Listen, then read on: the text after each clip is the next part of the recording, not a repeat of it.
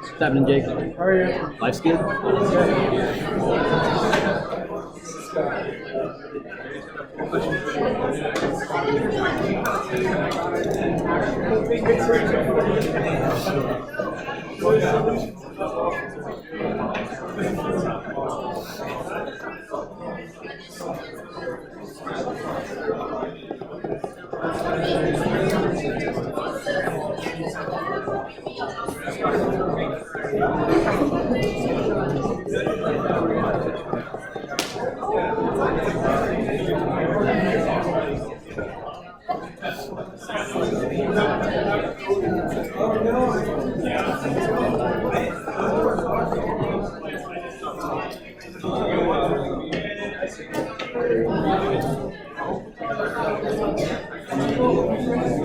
How tall did you say this rocket was going to be? I don't remember the number offhand. It was pretty big, though. Bigger than anything else that's been done. I remember like the picture.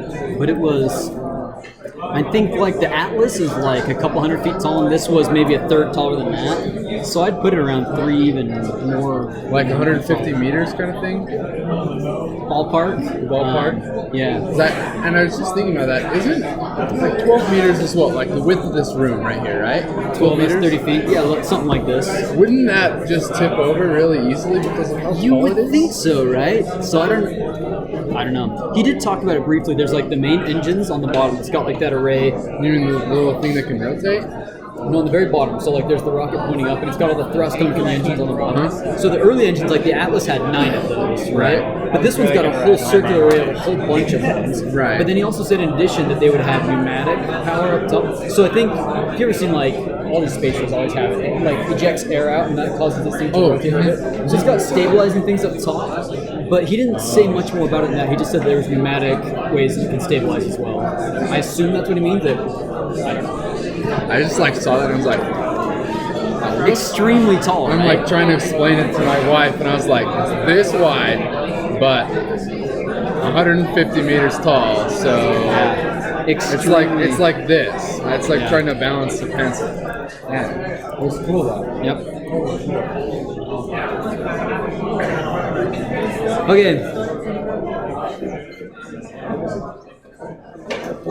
Okay, as people are coming in, SpaceX just posted this yesterday. If you saw the video link, hopefully, if you did the homework, you would have seen the video link. He showed this briefly.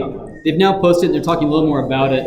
This is, I think, one of the key material science material science advances that's going to make this rocket possible. This is where they're going to store one of their...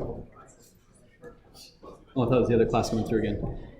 So this is where they're going to store the fuel. And one of the things, this is carbon fiber, obviously, but getting carbon fiber that's impermeable to the gases that they're going to store is like a non-trivial thing, right? So expect a homework problem on this pretty soon, but it's pretty impressive. They can make this, and it's going to be impermeable to methane or oxygen, or I guess they're going to have one for both, right? Those aren't exactly tiny molecules, right? They're not huge molecules, which would be easy to keep in, but they're not super small either. So there's some challenges with keeping that from diffusing through. Okay. So, reminder that tonight from 4:30 till 6:30, I'll host a review session. It'll be in this room, unless this room's occupied, and then we'll find somewhere. But we plan on it being here. If you can't make it, I'll try and record it just like usual, and I'll be posting that. I'll also be posting the notes from it. What's that? What time? 4:30, 6:30? And Thursday, there's one at the same time from 4:30 to 6:30 in this room as well. Emily, are you planning on it? The TAs will host that one. I'll be hosting the one tonight. Okay, so we have finished a new chapter, right? We finished chapter 4. So for the civil engineers, chapter 4 is not even on the exam, and now we're starting chapter 5. So this is all bonus material. This is all free education you're getting. This is above and beyond what you're expected to know for the course, right? So what have we covered? It might be a good time to sort of recap. We've talked about bonding, and from bonding we went into free energy. Free energy taught us about thermodynamics, which led us to understand that there's different phases in equilibrium. From there we talked about crystal structures and even polymer structures. But up until now, everything's been sort of a perfect structure, if you will. There have been no imperfections or anything wrong with it. And by wrong, sometimes it can be actually desirable to have imperfections, right? So this entire chapter is about what happens when you start with a normal, perfect crystal structure, sodium chloride or zinc blende or whatever it is, and now you start messing with it. You take an atom out from where it's supposed to be and you put it somewhere else. Or you take the whole structure and you sort of twist it on itself, right? You can create all sorts of imperfections, and we're going to talk about if those are desirable or undesirable. What do they do to the properties? So our objectives are, today we'll talk about 0D defects first off, things like vacancies and interstitials. We'll give you a couple of special examples. We'll calculate the total thermal expansion, which includes both the change in the lattice, that the lattice is going to grow, and the fact that we're forming vacancies. That becomes important. We'll talk about a few basic and important alloys. We'll talk about whether an impurity is going to be interstitial or substitutional. And at the end, if we have time, we'll even talk about one-dimensional dislocations. Okay.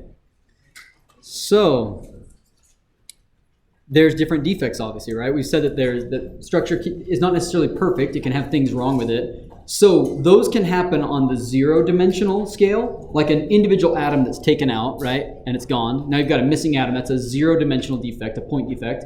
They can happen on one-dimensional, two-dimensional, whole planes of things that are wrong, or even three-dimensional, some three-dimensional object that's wrong in your material, right, like a porosity or voids.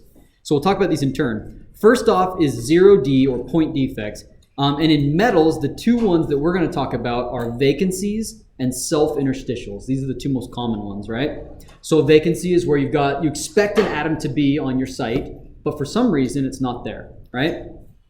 And really all crystalline materials have these. Vacancies are super, super prevalent, but they're not necessarily prevalent at very high concentrations. They might exist only at very, very low concentrations, and we'll be able to calculate that in a moment. So the first question, the clicker question for today, if you want to get logged in,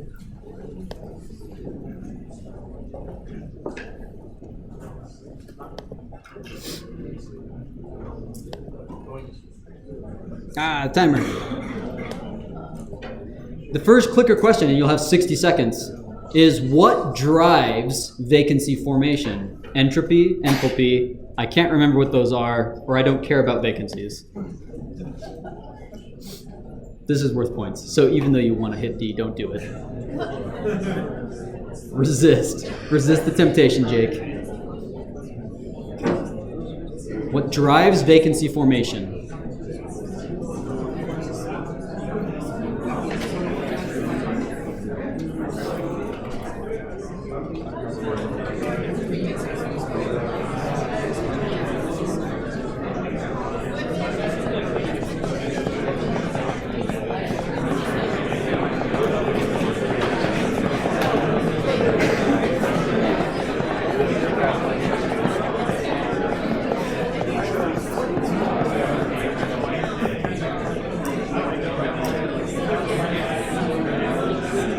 Okay, for those of you just coming in, I'm going to pause it for just a second. Hurry and phone a friend, get your answers in if you're just coming in.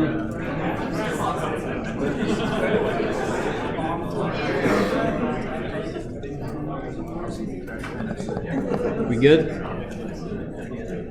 I'm going to wrap it up here. Okay, what do people think? A, B, C, or D? People definitely think A. People wanted to hit D so bad and nobody did. A, it is definitely entropy, and most people got that right. Why? Why is entropy favoring this? Somebody recap that for me. What does entropy want to do? Entropy wants to go up. That's a spontaneous thing if entropy is increasing. Entropy, again, is a degree of disorder. So if I create a vacancy, is it more disordered then? Is that what we're saying? That's exactly what we're saying, right? If every seat is occupied in this middle section, and I pull Jimmy out, now I've got an empty seat. And that empty seat can hop around, right? People can fill up Jimmy's seat, and then wherever that one is, they can fill that one. That's a degree of disorder, right? So creating vacancies disorders it to a point, right? At what point will it stop disordering it? That's a tricky question. At what point will it stop disordering it? When there's more, what are we saying?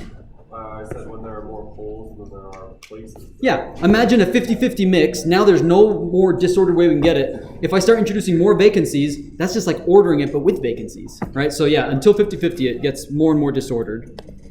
Okay, so vacancies are thermally activated. Well, actually, let's do the next question. Okay, so what prevents vacancy formation? If entropy says, let's form vacancies, why do we have materials at all? Why do things even crystallize? Is it A, entropy, B, enthalpy, C, broken bonds, or D, strain? 10 seconds. Pause it if we need.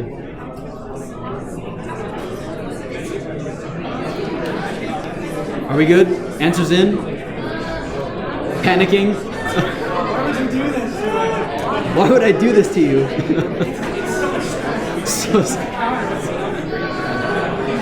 Okay. You good? I'm gonna wrap it up. Yes? Yes. Okay. The answer is what? Okay. The correct answer, I'll give you correct if it's enthalpy or broken bonds. So you're okay. It'll accept either of those. Those are both essentially the same thing.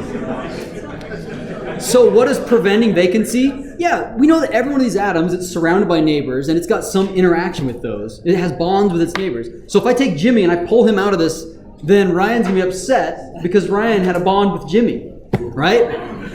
That is upsetting that I removed that, right? So that is what is preventing vacancy formation. Okay. So vacancies are thermally activated. Therefore, if we're going to break bonds to satisfy entropy, that energy has to come from somewhere, right? Breaking those bonds has to come from somewhere. So it comes from thermal energy. For some amount of thermal energy, we're able to break some of these bonds. And in fact, we developed what's called the Arrhenius equation. I think have we used the word Arrhenius equation before? It's anything, and we've used the equation before, we just didn't call it that, where you have a property which is equal to some coefficient in front of your exponential, an exponential with an activation energy up top and thermal energy below. So where have we seen this before? We've seen it at least one place. Creep, right? Creep has a creep activation energy. It takes thermal energy, and then it had A times the applied stress to some exponent, right? So something in front of the exponent, an exponent, and an activation energy divided by thermal energy. So vacancy formation is the exact same. There's some energy that we have to pay, right, to break a bond. So that's going to be our activation energy. And there's some amount of thermal energy. So at different temperatures, we're going to get a different amount of our vacancies. So NV is the number of vacancies. N is the total number of sites. So which is to say NV over N is the fraction of vacancies, right?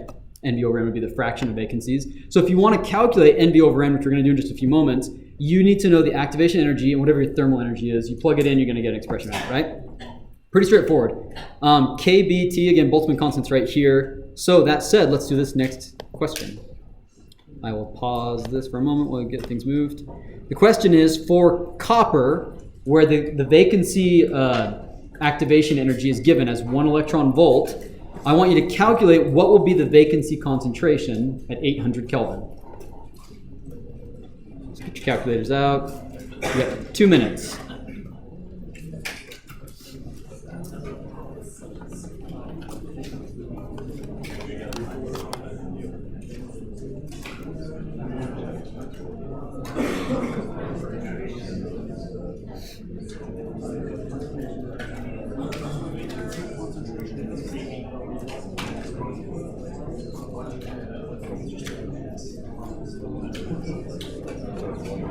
The actual answer is just close to one of these four. So pick the one it's closest to. So you're not going to punch in a number. You're going to click A, B, C, or D.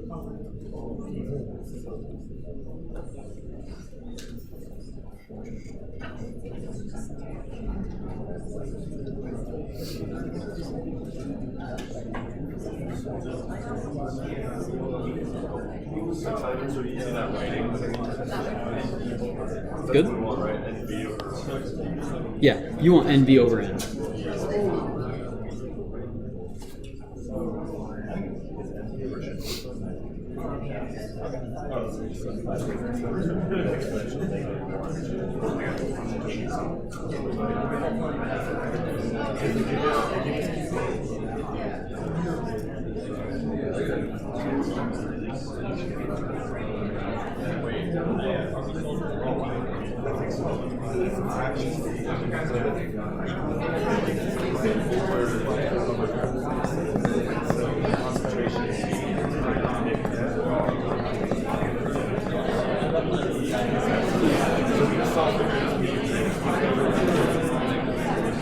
Okay, answers in pretty much.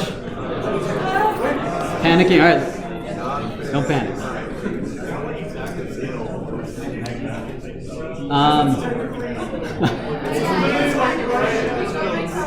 It's certainly closer to one of these four answers than the others. Put the one it's closest to.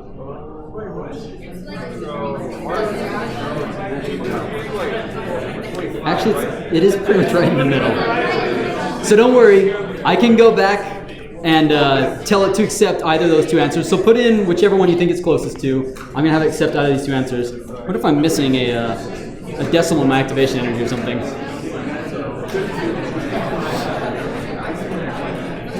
Okay, answers in. Pick one of the two that it's close to. It is pretty much right in the middle.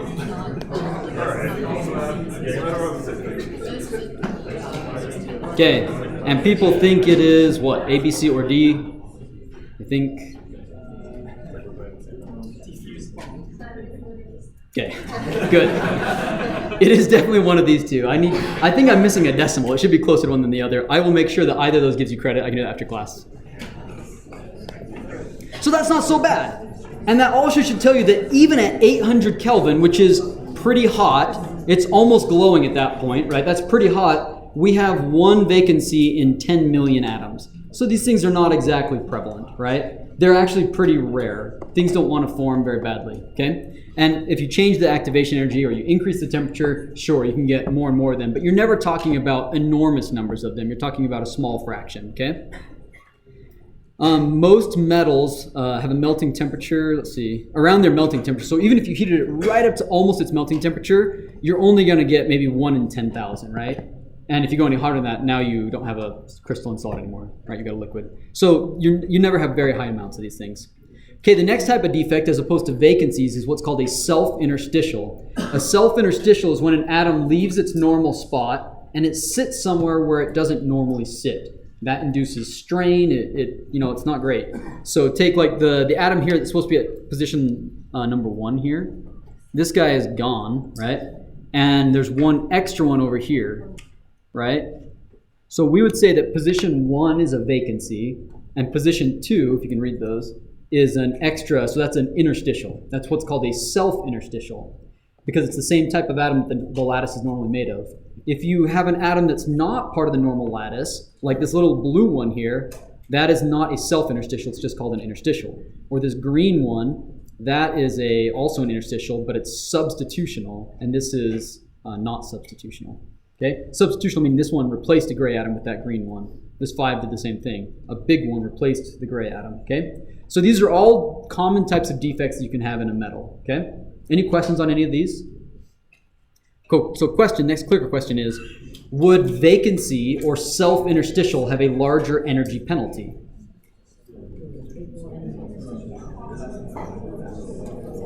If any of these questions are at all difficult, they're always in the book if you do your reading.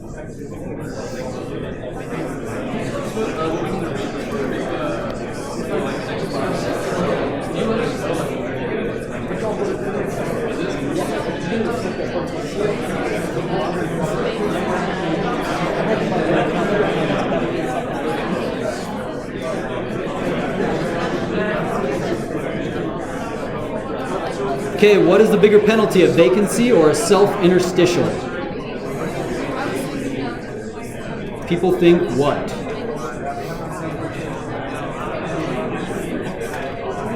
Okay, more people think self-interstitial than vacancy. That's the right answer. So why? People who think self-interstitial, why might it be a larger energy penalty? What do you think? Right? Is it Taylor? What do you think? Because to have a self-interstitial, you cause the vacancy somewhere where that atom came from, right? So that's a harder question. You're saying you took this atom out, right, and you plugged it in somewhere else. So that's saying you're basically arguing that there's two energy penalties. There's the missing one and one stuffed in. That's not what we're asking about. I'm asking specifically 1-to-1, what's the energy penalty? That's the totally right way to think about it, but that's not what I'm asking here. I'm asking per defect, which one costs more energy? Who's got another answer for me? Eric. I guess my line of thinking was just that the self-interstitial pushes everything else out of the way and just kind of creates discontinuity. Yeah, trying to cram something into a lattice is always harder. It always strains things. It's way easier to take an extra, like imagine in this row of seats, like people are just like atoms. If I remove a Jimmy, there's a penalty, right? And if I stuff an extra atom in, then that's going to really crowd things. That's less comfortable, right? Yeah, it's less comfortable. So, self-interstitial definitely has a larger energy penalty, okay? So self-interstitials, because they have a larger energy penalty, they have a higher activation energy. So therefore, we expect to have more or less interstitials relative to vacancies. We expect way fewer interstitials relative to vacancies, right? Way fewer, because they cost more energy. All right, so that's metal so far. How do things change when you talk about ceramics or any other material where you have positive cations, negative anions, right? Or different sized ions. You can still have vacancies in interstitial, but now when you have different sizes, you have to worry about that. But more importantly, anions and cations charge compensate, right? So if I remove a sodium ion, now my whole crystal is too negative because I took out a positively charged sodium ion. So it has to be compensated for a missing chlorine ion as well, right? So they have to come in pairs. In ceramics, point defects come in pairs, okay? Cations are smaller than anions almost always. A sodium ion is much smaller than, say, a chlorine ion, right? Therefore, an anion interstitial, since it's the larger of the two, is very unlikely. We just said that trying to stuff something into a lattice is not likely because it really strains the lattice. And if you try and stuff something in that's the big ion, it's not going to happen. So it's much more likely if you do have cations or an interstitial that it's going to be a cation interstitial rather than an anion. There's something called defect structures, which describe sort of the types and the concentrations. The thing to remember is that electroneutrality has to be maintained, right? So you have to have the same charge throughout the lattice on average, right? Defects come in pair. And because of that, there's two important type of defects that you should know about in ceramics. One is called a Frenkel defect, named after some Russian guy.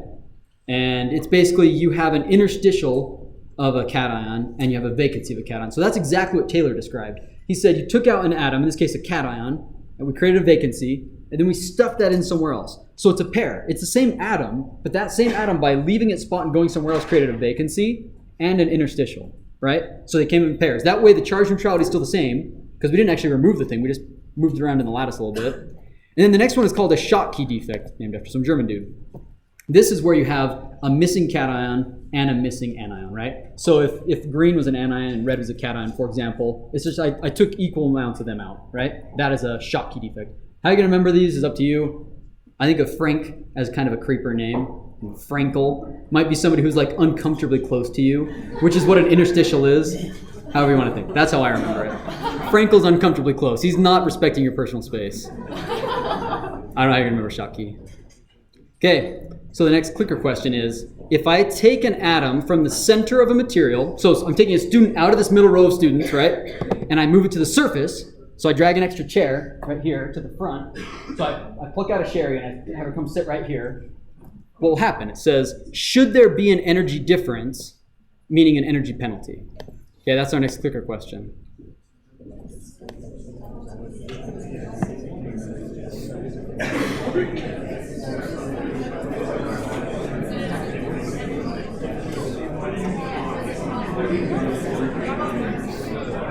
Yeah.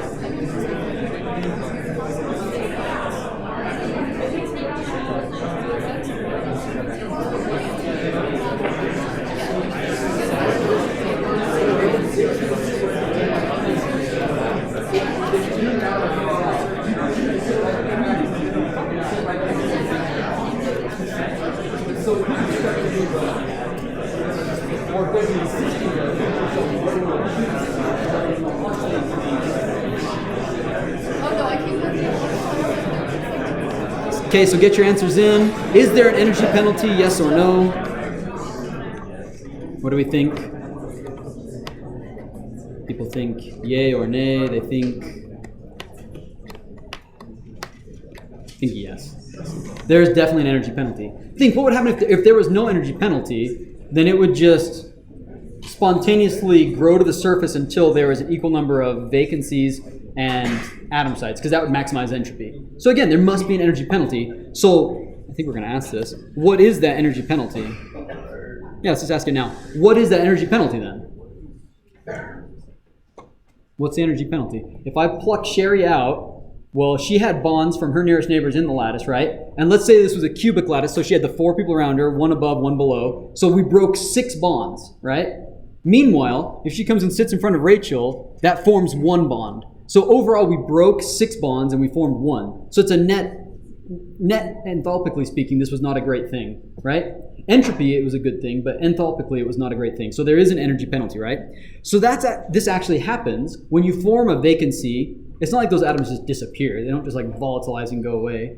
They just move to the surface. They go from the inside of this thing to the surface. And there's a competition between enthalpy and entropy and how many of those they form. Now, where do they go on the surface? Polly had a great question over here. She said, where's it going to go? Is it just like sitting on the surface? What's it doing? Well, what would it do? It's going to go to the surface where it can maximize the number of bonds it can make. Because breaking bonds was a bad thing. It didn't want to do that. So when it sits on the surface, it's going to want to sit somewhere where it can have the most bonds possible. So if it has the choice of being what's called here an add atom is one that's just totally on its own, right? It's only bonded to the atom right below it. That's not great because it only forms 1 bond, right? Meanwhile, in this kink, right here, this kink spot, if an atom goes there, it's going to form bonds behind it, in front and back of it, and below it. So it's going to form 4 bonds. So that's pretty good. It broke 6, but it formed 4. So that's more energetically favorable, right? So when it goes to the surface, it's unlikely that they form individual atoms, and it's more likely that they sort of fill in these ledges or steps. They're going to grow along these steps. When it's full, then they start a new one. And you can actually see this happening. I think maybe I'll grab a video of it for next class time. You can see when they do AFM studies how these things actually grow right along those edges. It's pretty cool. So let's consider a simple cubic structure. In a cubic structure, we just said before that an atom has 6 nearest neighbors, right? We said that it's going to break 6 bonds to form that, and if it moves to the surface, it might form 3 new bonds, right? So the change in energy as you form a vacancy, we can actually write the expression. First off, the total change in energy for forming these vacancies is going to be the number of vacancies times whatever their energy cost is on a per vacancy basis, right? Plus, so that's the enthalpy component. And then you've got this entropy component. So that's thermal energy, KT times NV, the number of vacancies, times natural log of the number of vacancies over now the number of vacancies plus the number of atomic sites, occupied sites by atoms, right? So you don't need to know this expression. This is, if you go on to thermal, you'll probably see it again. But basically, if you take the derivative of this expression, we can simplify this second term to just become this, KT natural log of chi V, where chi V is just the fraction of vacancies over the total number of sites, right? Both occupied by atoms and unoccupied. That's chi V. So it's the fraction of vacant sites, right? So that is where this thing comes from, right? So this expression right here, when we solve for it, setting it equal to 0, and then you solve for NV, that's where you get this expression from, right? This thing that we just used, this Arrhenius expression, literally comes from that, right? So I think it's kind of clever to know where that comes from. It's not just something that we just pull out of a book and like somebody derived this at some point. Okay, we'll come back to that in a minute. Okay, non-stoichiometric defects are also permitted. What does stoichiometric mean again? Somebody remind me, what does stoichiometric mean in chemistry? It means that there's a fixed ratio of atoms, right?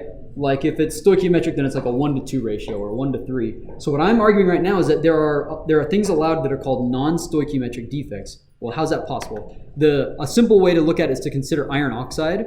Iron oxide, named by some German dude, who founded basically the German National Labs. It as a cation, the iron cation, can be either iron 2+ or iron 3+, right? It can choose which oxidation state it's in. Therefore, if we remove an iron to create an iron 2+ vacancy, we can compensate by having 2 of the nearby ions move from iron 2+ to become iron 3+, right? If I removed Carl, and Carl had a positive 2 charge, I could either have to pull out something with a -2 charge, and that happens, or I could leave the oxygens alone, and I take Carl out, but his 2 nearest neighbors might become +3. Now, overall, the crystal's the same. It has the same charge as before, right? So you can get non-stoichiometric vacancies only if your ion can take multiple oxidation states, which in some of them they can really easily, some of them they don't. Iron, it does definitely. So you can actually form compounds like this. Iron 1 minus XO. That would be the chemical formula. Normally, iron oxide, since iron's 2 plus normally and oxygen is always 2 minus, you'd expect it to be FeO. But in iron oxide, we can actually pull iron out, leaving the oxygen the same. So we can have a final structure that is thermodynamically stable that has missing iron atoms inside of it, right? Okay, that's all I'll say about that. Vacancies also correlate to thermal expansion, right? So thermal expansion, if you remember, thermal expansion is our delta L over L, right? You heat a bar up and it's going to expand. So if we plot that versus temperature, you would expect to see, you know, sometimes it's linear, sometimes it's sort of parabolic, but you're going to expect some sort of increasing trend for most materials. Let's say it's just a regular material and it just goes straight up like that. So this represents, you know, delta L over L, that blue line. That's just the total expansion. So what does that do to? Why do materials expand again? Anybody? The potential energy well, which if it's not totally symmetric, as you heat it up, that atom is moving further and further out on average, right? And if that's unclear, go back and review chapter 2, but it had to do with potential energy well. Which means that the average interatomic positions are getting bigger and bigger. So the difference between like Jimmy and Ryan is like some distance, it's like this distance right now. As I add thermal energy, it's just getting slightly bigger. So basically it means that the lattice parameter is growing, right? So what I'm here to tell you is that there's also another effect. So lattice parameter, this might be like delta A over A. That's our lattice parameter, right? And that comes from the potential energy well. But that doesn't account for all of the change in length that we observe, right? There's an additional change in length above and beyond just what's happening from the atoms stretching further and further apart. And how we can explain it is you have atoms from the middle of the crystal structure leaving to form vacancies and sitting on the surface, right? If we pluck Sherry out and sit her in this seat here, then overall this block of students, as we're calling it, just got bigger by a little bit, right? So this additional length change, most of it is definitely due to lattice parameter change, but a non-trivial amount is due to vacancy formation and atoms moving to the surface, okay? There's some approximations for how much this is. Basically, say at low temperature, when you have no vacancies, then the total length is going to be proportional to the number of atoms times whatever the volume of these atoms are cubed. But now at high temperatures, when you've got both occupied sites and unoccupied sites, you basically have to account for the volume of the unoccupied sites, and you ultimately end up with an expression like this. This is one that you're going to use on your homework next, which will be due, you know, after fall break. Okay. Okay, let's talk a minute about solubility in solid solutions as it relates to alloys, right? So no metal is perfectly pure. There's always, actually, make sure I drew this. So this difference here, using this formula, right? You could solve for delta L over L, and you could solve for delta A over L, and if you subtracted those two, you'd find that the difference is just NV over N divided by 3. That's what that distance is there, right? So this is actually pretty clever because we can measure the change in length pretty easily with a dilatometer. A dilatometer is just something where you put a bar, basically put a matchstick inside this thing. You put a very sensitive ruler, right, a micrometer on the top of this thing, and you heat it up. And you measure how much this ruler gets pressed up by this bar expanding, right? Dilatometry. So we have one of these in our lab. Very simple measurement to do. How do you measure the lattice parameter as a function of temperature? How would you do that? Steve, what do you think? Any thoughts? Steve's got no idea. Diffraction. How? What's that? X-ray diffraction. Say again? Use the diffraction. What do you mean use diffraction? X-ray. Oh, X-ray diffraction, yeah. You do X-ray diffraction, right? So X-ray diffraction, we talked about this last chapter. That's how we determine lattice parameter, right? So what you do is you take your sample, you put it on a little heated stage, you heat this thing up, and you keep on measuring what the whole diffraction pattern is. You solve for what the parameter is, and you can get delta A over A, right? So if you can measure delta A over A, and you can measure delta L over L, you could then calculate what the difference is and estimate NV over N, and therefore get an activation energy. So this is actually a way that they used to do vacancy formation. I think some folks might still do it, but that's one way that you could measure the activation energy for vacancy formation, okay? And you'll do that on a homework coming up. Okay, so back to metals. It's very, very, very hard to get a metal that's 100% pure because you're fighting against entropy, right? Metals, if they introduce a little bit of a new atom, that greatly increases the entropy. So removing it, you're fighting against entropy. You can purify things, but you're never going to get them 100%, right? In fact, it's very, very hard to get metals past what's called 6-9 purity, which is 99.449% pure.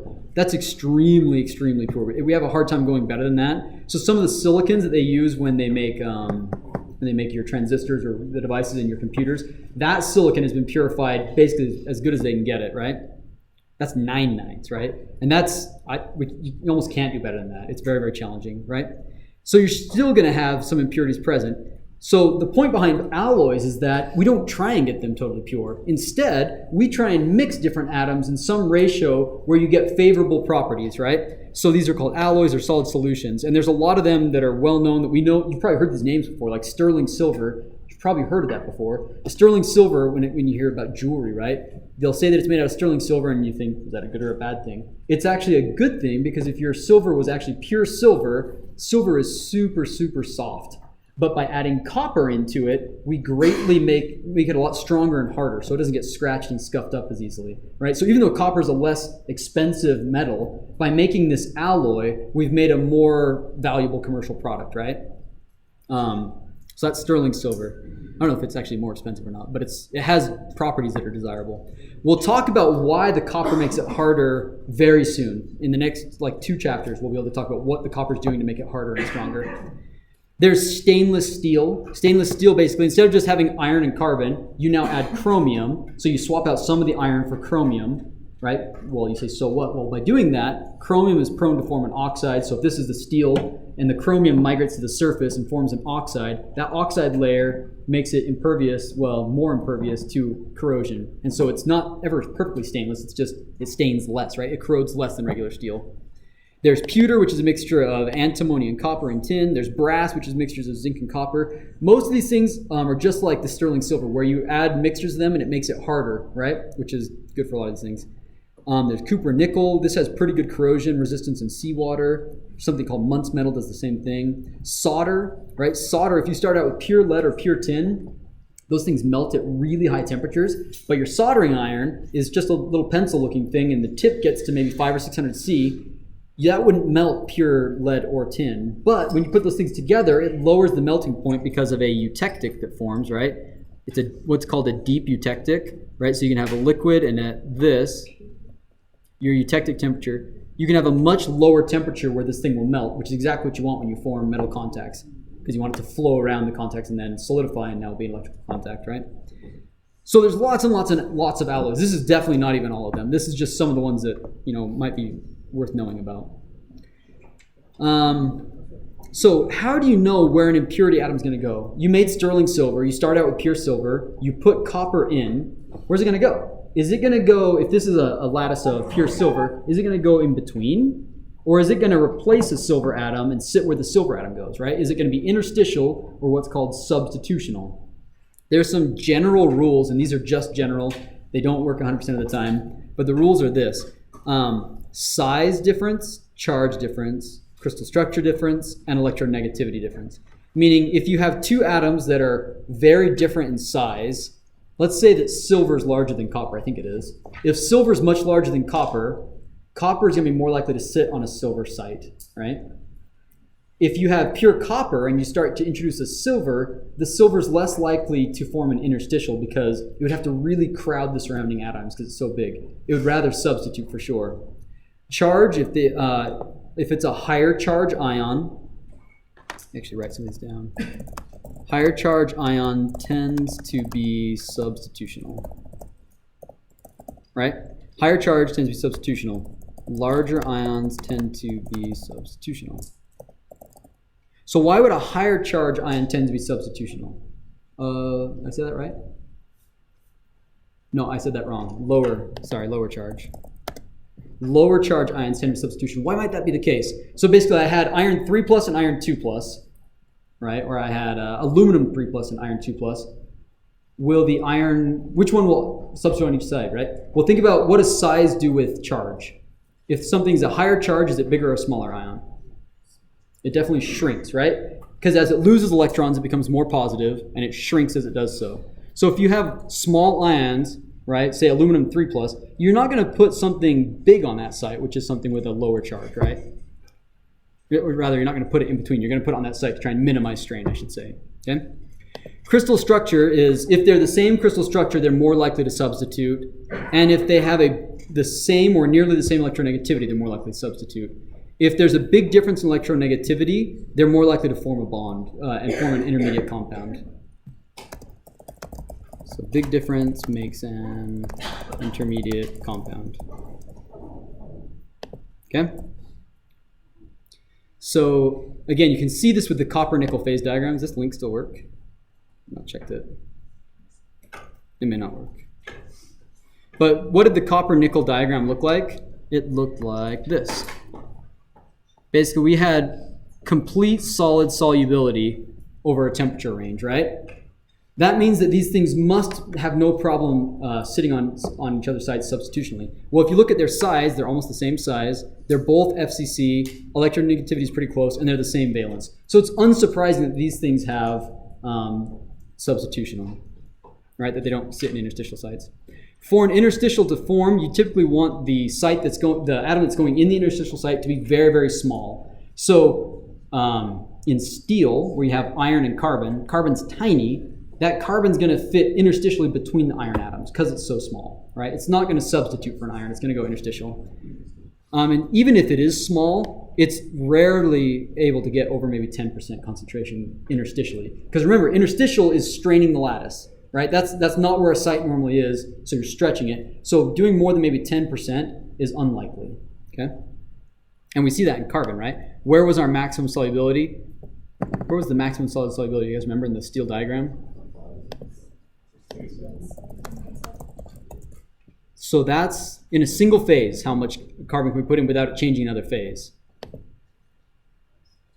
We'd say, what is the maximum in this plot? The maximum solid solubility at any temperature of carbon in iron.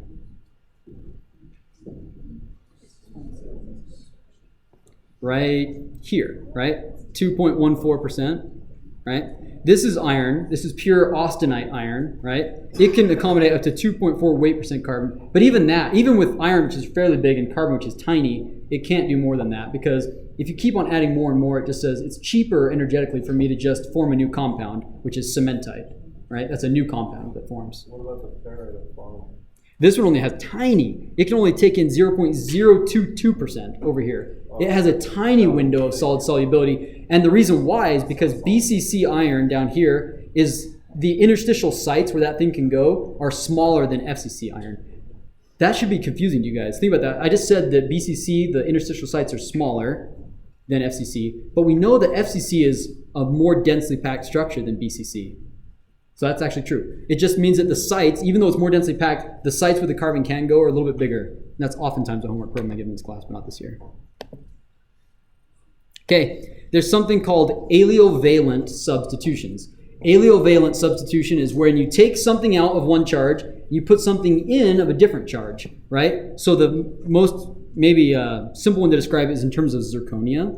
Zirconia has, oops, see if this is going to work. I've broken it. Oh, lost it. So zirconia is normally 4+, right? So if you put in an yttrium 3+ ion instead of the zirconium 4+, what must be compensating? How will we compensate the difference in charge? Any thoughts? You could either change the oxidation state and have some of your zirconiums be 4+, like normal, but some of them form a zirconium 5+. That's one possibility. That's not what happens. That's a great guess, right? If we look up at our periodic table, why do we know that that's not something that'll happen? Because if you look at zirconium, it's right here. It's got 1, 2, 3, 4. If we made it +5, zirconium 5+, we'd have to take away this electron, which it doesn't ever want to do. It wants to look like a noble metal, so it's not going to do that. Or noble gas, excuse me, right? So that's a great guess. If it doesn't do that, then what must it do? Take out 3 and then you put 2 in. For every one substitution, we're missing a positive sign, a positive charge, right? And for every 2, now we've got 2 positive charges too much. So, right? I think flour free and then you put 2 yttrium. You could either do the following. Yeah, for every 1 substitution, for yttrium 3 plus substitution, we become what? 2 positive or 2 negative? If you take out a zirconium, which is 4 plus, put in an yttrium 3 plus, are we overall 2 positive or 2 negative? We're 2 negative, right? We're 2 negative, right? So we can either fix this by adding positive, which means stuffing this yttrium 3 plus somewhere in the lattice, which it might be able to do because it's yttrium 3 plus. It is a little bit smaller, but it's still a pretty big ion. So that's not what happens. It's a good guess. So if it's not that, we could either add positive, meaning interstitial, or what else could we do? If we don't add positive, what could we do? Subtract a negative, right? We could subtract an anion. So that's what happens. Instead of trying to stuff extra yttrium in there, it creates what are called oxygen vacancies, right?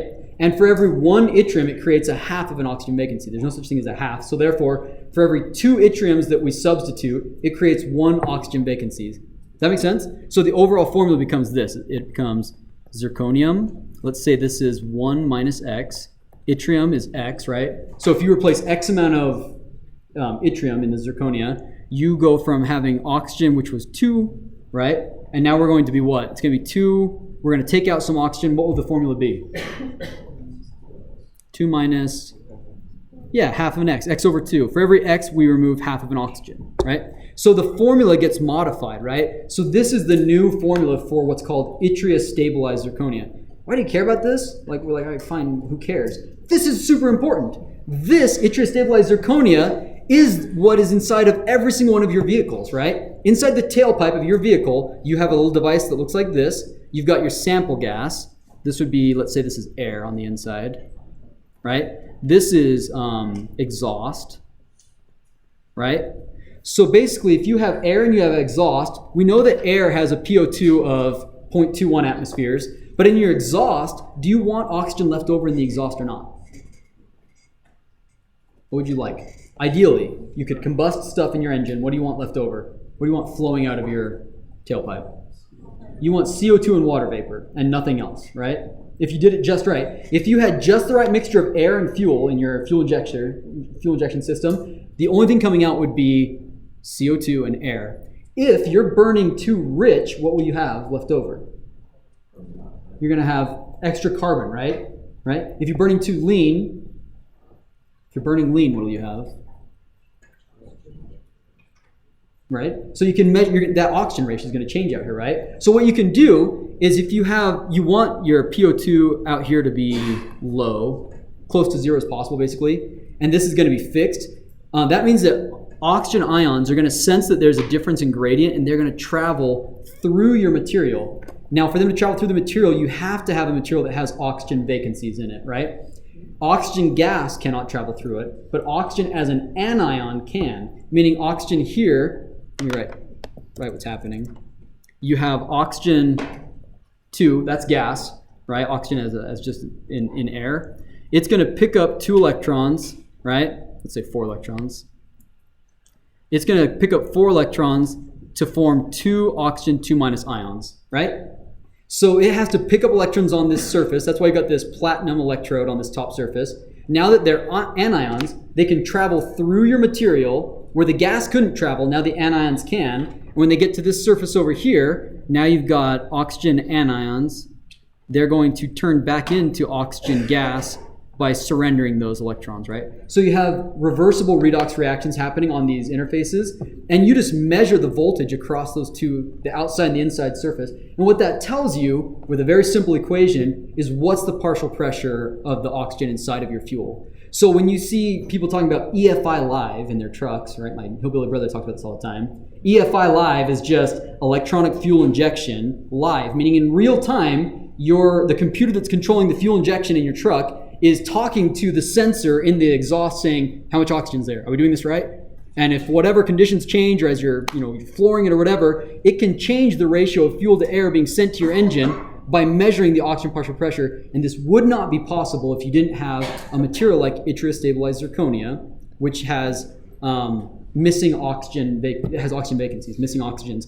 Because without those oxygen vacancies, anions can't travel through the material. This is how cars are able to operate at relatively high efficiencies. It would not be possible if we didn't have, Leovalent substitution creating defects which are now useful. So this is an example of a defect that we want, right? You engineer it to have these oxygen vacancies. Otherwise, you couldn't have this sensor. It wouldn't work. Okay? So lots and lots of different questions we can ask about this. I think maybe I'll pick up here next time. But so think, what would you, actually, no, I think this one is on this lecture, actually. Nope, we don't. So we'll pick up here next time, but ask what would happen, all right, if instead of putting a yttrium 3+ in a zirconia, what would happen if we put a niobium 5+ in a titania? What defect would form? And we'll pick up here next time.